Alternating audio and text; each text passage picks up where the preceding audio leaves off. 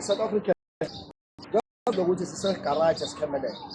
Siyafisa abantu basesikhemelele ukuthi niqonde lokhu ngomezulu lo national convener MK Liberty. Bafowethu besinamaphoyisa njengamanje la nizwabona amavideo lapho besilisana khona neChina elidlala ngabantu bakithi elibabhadala only 3,000 rand abasebenza bangemi non-stop. People they are working 18 hours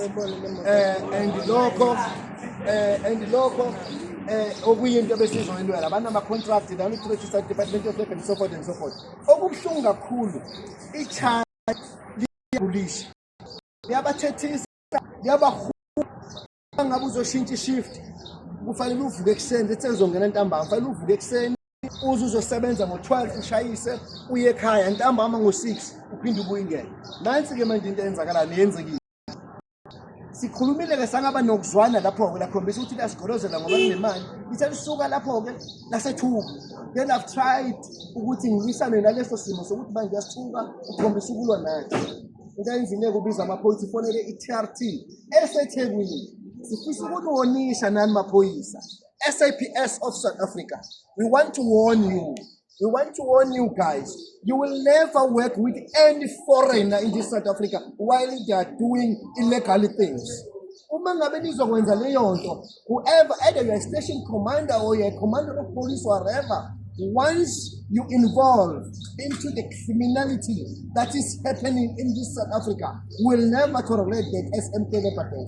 Our commissioner, which is General Mkhwanazi, ushayile ikhwela ekuthenini asibisane nalesi simo. Asinathi kumuntu asibisane namabhizinisi wabo, but sibisane nokuhlukumezeka kwabantu bakithi. Labo sesilabo bona abasebenzayo ungathi abasebenzi bawubabhekile the way isimo sesibuhlungu kakhona. Isikhemelele bantu be-MK ila ekwavotwa khona kwadlulwa wonke ama-ward akhona ngaphansi kweJozini sub-region, ngaphansi kwe-region yaseMkhanyakuwa. So-ke ingakho silapha namhlanje. I remember SABC ifika, I'm the one owayikhuluma ne-SABC. So-ke ngifuna ukwanxusa amaphoyisa la kufinyelela khona le video ukuthi amaphoyisa noma ngabe maphi either iManguzi station commander kakhona whatever or noma uyikuphi national or province, siyacela TRT le iPhone elini banigama le time manje Steve ndiyazo le garage lesikhemelele no onfonelile ngoba mhlambe kunokuthile ngoba unjalo nje uyaqula uyasitshela futhi ukuthi anikhokhela uSteve. Lalelani, we warn you. Ngisayona ukuthatha imali enyembezi ezingaza abantu isebenza kanzima lezi. Siyanonisha, stop doing that. TRT, I don't know whoever lo amfonelile kodwa uthi kuya ku-TRT, whoever ku-TRT, please. And bashelile ukuthi niseThekwini lapho nikhona ilungiseni lento yethu noma ngabe nikusiphi isiteshi around the place, please ilungiseni lento, angeke sisambisane nayo. Futhi angeke ivumelekile ukuxhashazwa abantu bakithi ngoba ama-China namandla athile amaphoyisa. Ngabe uyiphoyisa, ngabe uyinduna, ngabe uyinkosi, noma ngabe uyini, noma ngabe uyikhansela. Once you involve in the corruption, once you involve in the matter of being exploited of people of South Africa, we'll never tolerate that. Siyacela kakhulu asibambisaneni. This is our KZN.